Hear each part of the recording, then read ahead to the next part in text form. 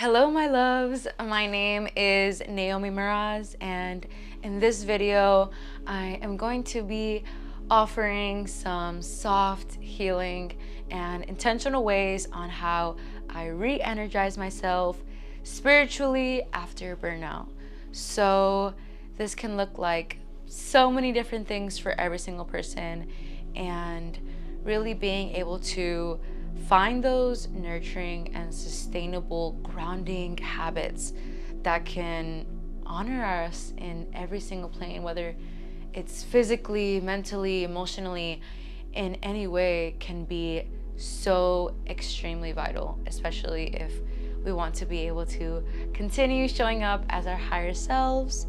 So in this fast-paced reality that we live in, there is a lot of expectation, a lot of responsibility, a lot of pressure to be in this constant state of productivity, of movement, of doing. And I have found that over the past years, just being in this rooted kind of stagnant system has not really served me in the ways that I feel align with my higher self. And especially as a cyclical woman that is constantly ebbing and shifting, I have found that these habits have really allowed me to just show up as my higher self. And instead of pushing and grinding and trying to meet the expectations of the entire world, I choose to come back to self and remember the inner wisdom that I have and that all of you contain. So before I go any deeper, I really want to just give you all discernment and really ensure that you know that I am no professional or expert by any means. I have so much to learn and so much to grow as an individual as well. So these practices and habits I'm going to be sharing with you are things that I feel have helped me along with my own journey, things that have grounded me and have allowed me to step deeper into my own practice and have allowed me to re-elevate my vibration, if you will. So just please take everything I say with a grain of salt, honor yourself, listen to your inner wisdom, and just shape and shift any practices I might share with you. So for the first practice, one of my favorite ways of being able to re-energize myself spiritually is by being able to connect with Mother Nature. So whatever this looks like for you, whether you are going for a walk, meditating on a view, grounding on the soil, anything, there is something so nurturing and energetically healing about going back to your roots with Mother Nature and truly letting go, allowing all of your senses to reawaken and surrender to the frequency of nature. There's nothing so much more pure and higher than just hearing the wind in the breeze, in the wind, seeing the water ebb and flow in the ocean, watching the clouds drift or the birds. There's something so magical there that God is constantly reaffirming to us that there is so much beauty, there's so much wisdom and medicine in just simply being with the elements of nature. And that's something that has helped me so much. It's basically my therapy, and I really find that I have my deepest, most transformative meditations when I really let go in Mother Nature. So that is the first suggestion. So shifting onto my next favorite way on being able to re-energize spiritually is by working out, by moving my body, by releasing the stagnance off of this vessel, this little skin suit that we are constantly wearing and putting ourselves through. Is so extremely juicy, so healing, and really allows me to be able to get out of my head and into my body and just ebbing and moving, whether it is through dance or working out, going on a hike, or whatever this looks like for you. this is such a powerful and really daily routine for me. And this can also be a great opportunity to connect with friends. Here I went on a hike with my friend Thomas, so it was so beautiful and extremely healing to not only move our bodies and really gain a sweat from the morning sun on the mountain, but also reconnecting with nature, with the sun rays, the sky, the ground, and really allowing for that alchemy to build is so beautiful. And then just reconnecting at the end and getting to talk is just so rewarding. So if you have any friends that are also needing to take a break, to restore, to reset, this could be a beautiful opportunity to be able to show up even deeper and even more intentional. The next thing I really love to do to restore that energy is to cook a super delicious homemade meal with so much love and really deep intention. So again, this is all based on how you are feeling on this phase that I'm going to be showing. I was in my late luteal to pre-menstrual area. So for anyone that knows, basically I was feeling a bit more hungry, wanting a little bit more hearty, whole, and multi-mineral foods, if you will. So I decided to make a delicious homemade soup for me and my family. So I will show you that next. So while boiling my food and really cooking, I love to amplify the love, the movement, and really cook and chop and integrate all the ingredients with so much love, with so much intention and peace, speaking affirmations as I turn the pot clockwise to really bring in that new energy, that manifestation. And really, I feel that energy is everywhere. So however you do anything is really the output that is returned to you. So I really love to do that. And I forgot to record a clip of me eating the soup because it was so good and I was so hungry. So sorry if I didn't include that, but it was super delicious. I loved it. And my family devoured it in one night. So that's how y'all know. So my next soul energizing habit that I love to do is really having time for self-care. And so when I say this, it can be super multidimensional. There is a spectrum of what self-care means for everyone. So for me, this really looks like just really letting go of any to-do lists, any tasks, any responsibilities, just like, whoop, bye.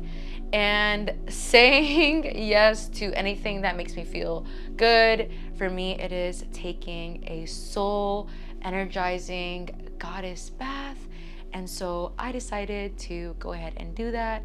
And really, this allows me to not only nurture my body and have time to decompress and meditate, but it also gives me an opportunity to give back to my body, my vessel, my muscles, and my different tendons that are really calling for a moment of relaxation and surrendering. So finding a way to replenish yourself is really up to you, whether it is self-care, skincare, whether it's a massage, maybe you like to do art therapy, or even pampering yourself, whatever that looks like for you. So this was an opportunity for me to really let go, and lighting some candles, getting some crystals, and using some soft healing herbs in my bath so that I could really replenish myself on body, mind, and spirit. And this was such a beautiful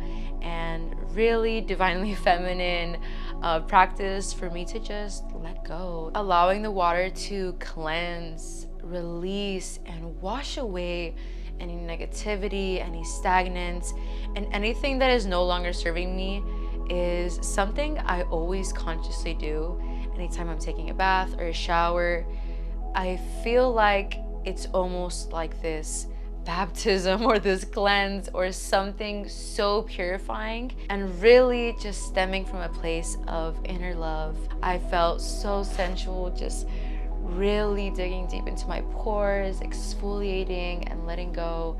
It really felt like I was able to send love to myself in such a deeply intimate and sensual way that allows me to just simply be in that moment, so mindful, so lovingly, and it's one of my favorites. So this last practice, my loves, is really, again, multidimensional, and it is some sort of divination practice.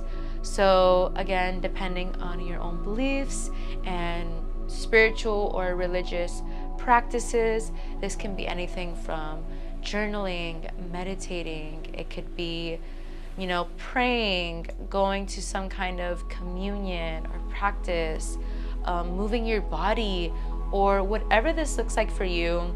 It's really a way to dive deeper, not only within yourself and this infinite source of love that you have within, but externally throughout the entire universe. And what this looks like for me is really being able to tap into my body, my vessel, this wisdom that we all innately carry energetically. So I start really by doing some sort of yogic movement practice to really release any stagnance, any aches, any edges, anything that isn't serving me, my body anymore. I simply release it, send love, move, and it is such a deeply spiritual practice for me because I'm able to get into that state of stillness within the mind, and being able to move and release the stagnance off gives me an opportunity to show up mindfully. So afterwards, I'll go ahead and glide into my meditation practice, which is where I really consciously surrender to whatever my mind is running through, whatever things are coming up. I simply send love to that and embrace however I'm feeling. I don't try to push away. I don't try to completely empty the mind, because we're human, you know, and those moments of pure stillness are subtle, but take time as well. So I simply let go and I send love consciously to all of those thoughts that are running through, and sometimes it's still and sometimes it's not. So I simply like to observe and not hold labels, but simply connect to source, and also give a moment to pray and to offer myself as a channel for God, for love, and for something bigger than myself. Lastly, I'll usually end my practice with some kind of oracle, angel connection through either cards or journaling or divination. So this very much looks like my intuitive connection to pull certain kinds of angel messages or something that source is trying to express to me to heal and move forward deeper into my practice. So I'll do that, connect with my cards, see the symbolic messages, and really give an opportunity to journal, release, and really reflect on how this past season has served me, how it has not, how I can show up better, how I can really connect to my higher self and my next step in life. Lastly, this is a great opportunity to be able to journal and reflect on the ways that we have showed up this season and why we are feeling spiritually burnt out.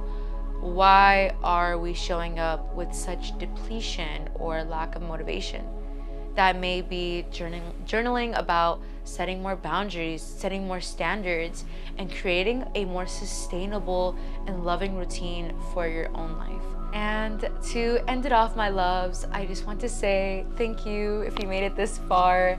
I know that through the craziness of our schedules, of our life, it is not always easy to create a synchronized and aligned routine with our own life. Being able to balance work, your love life, school, responsibilities, self-love, mental health. There's so many things that are constantly being not only drawn to us, but expected of us and within ourselves. So it's really important to have compassion here, have empathy, and start to set those small but impactful goals so that you can start to rearrange and unlearn those ways that may have not been serving you. Weaving in those practices to be able to show up with love and tuning out all of those outer noises to really get still and understand, how can I show up better? What do I want out of this life? Who am I and why am I here? Why am I not feeling the most high energy? Because I guarantee you that if you are doing something that you love, that you feel connected and passionate about, then more likely than not that you won't feel as spiritually burnt out, and you'll be able to have ample loads of energy and passion and determination because you are getting clear on what you want. You are no longer allowing people to run over you or for boundaries to be set low or standards, but you are reclaiming that energy and calling all that power back to you so that you can be able to show up with so much love. I am on this journey with you. I am constantly learning and finding the ways that serve me and that don't. So don't feel afraid to reach out to create new wavelengths of life and energy that serve you. Because at the end of the day, loves, it is always up to you to draw and create and pave a beautiful life for yourself. So thank you so much, my loves, for showing up today exactly as you are. I hope that you enjoyed. If you like this video, please give a comment down below on what your favorite practice was.